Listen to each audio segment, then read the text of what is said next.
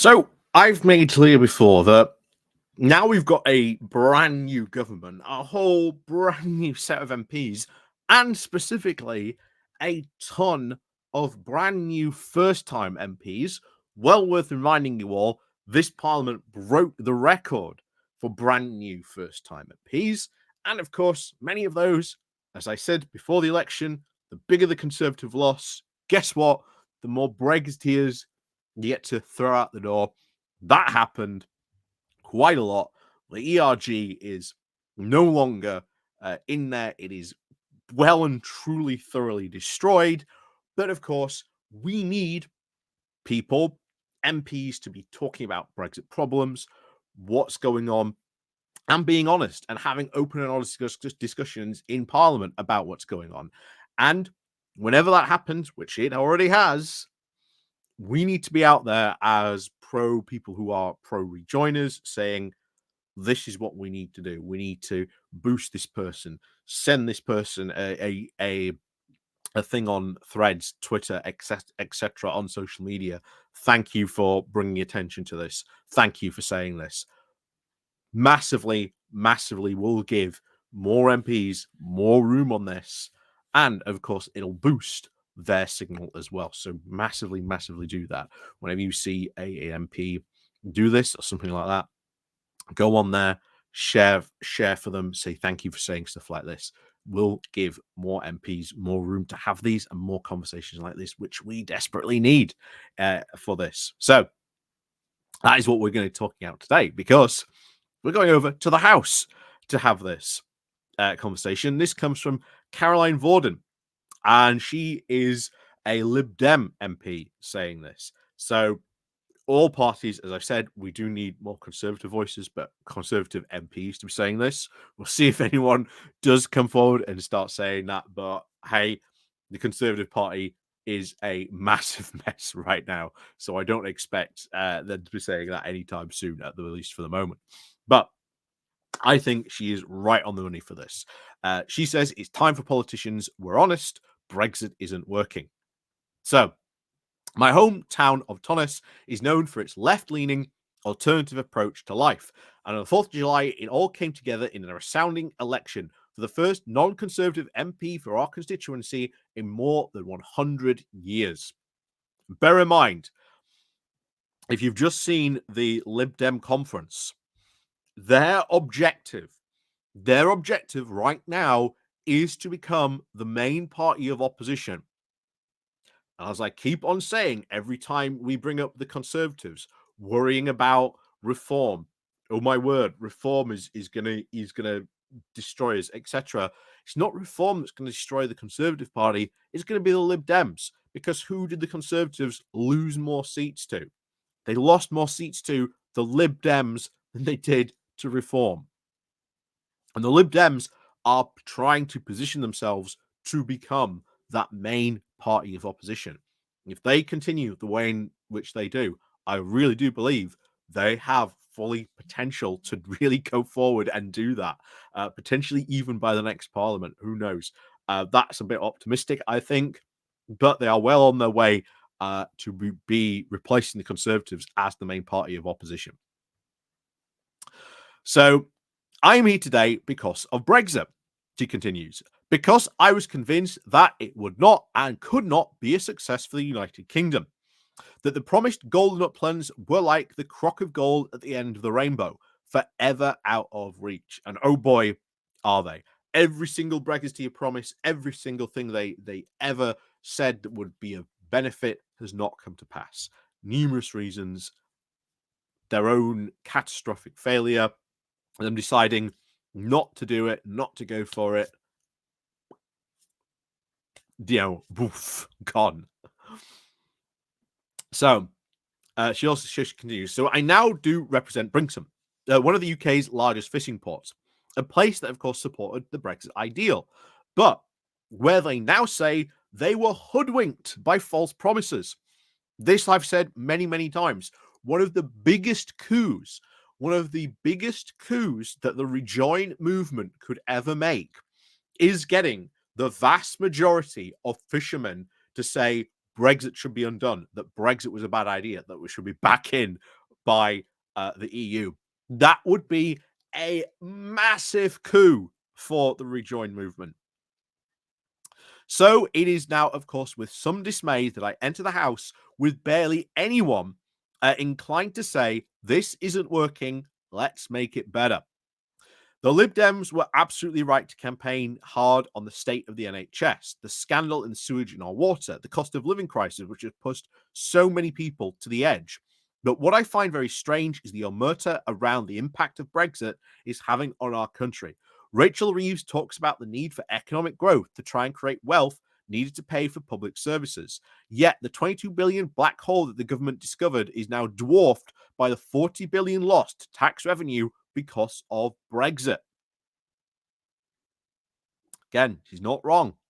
She's not wrong. Surely now is the perfect time to set out our path to repair some of that damage and show the benefits of every step of that journey. Again, not wrong. In 2019, as MEPs, we met with the British Medical Association. They told us of the catastrophe we were now going to face if the government did not agree to mutual recognition of qualifications with the European Union. It ignored the warning calls. And of course, we quickly saw now a lack of dentists, psychiatrists, anaesthetists, among other specialities.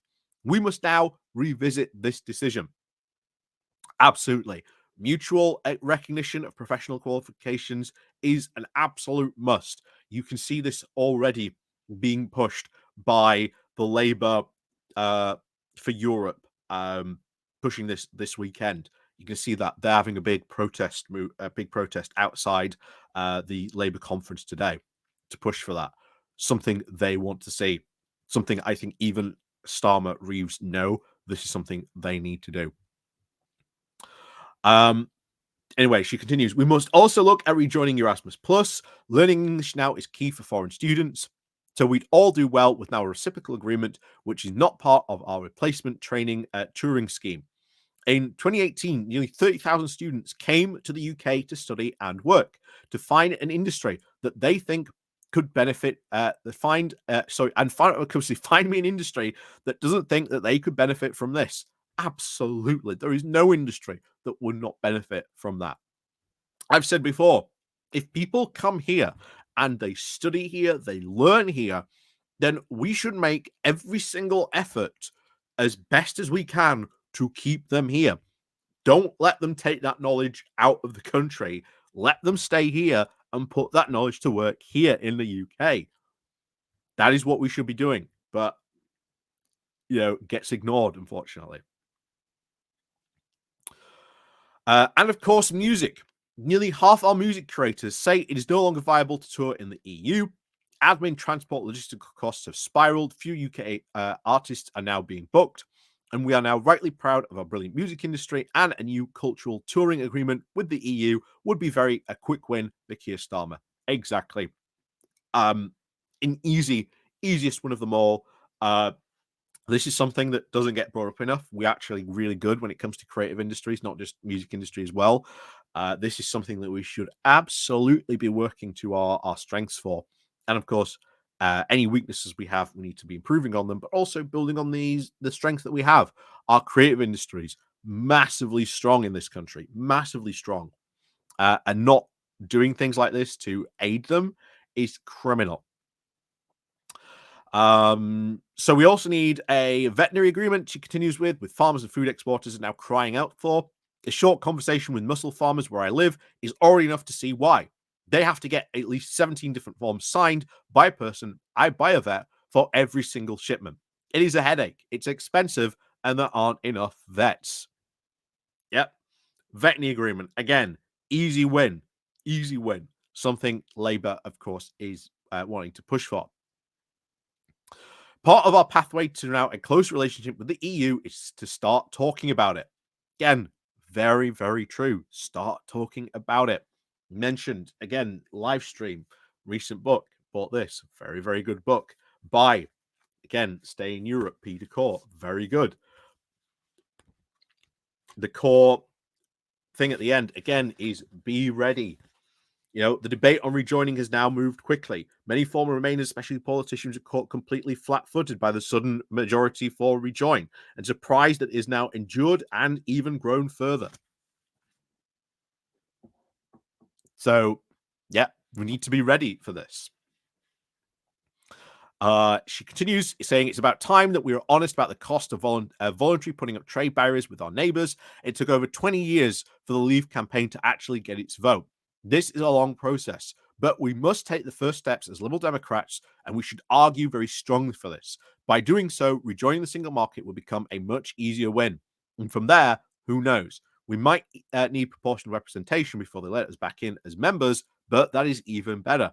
Again, I haven't got any arguments with that. I'd love to see proportional representation too. Something else that has built up very, very much so as a frame of support. So good on Caroline Voaden for saying that and for writing that. I think again very good. As I've said, any voice for advocating, saying that Brexit isn't working, pointing out all the problems, even as she points out in her own constituency. There we go, a bit faster. But yeah, very well done. Go to her page, congratulate her, say thank you very much for writing this, even if you are a supporter of a different party. Very, very much what we need to be seeing, not just out here in the media space for having these conversations, but also in Parliament as well. These types of conversations need to happen as well. So, as always, let me know what you think down below. And of course, as always, do remember to click on the like, share, and subscribe button.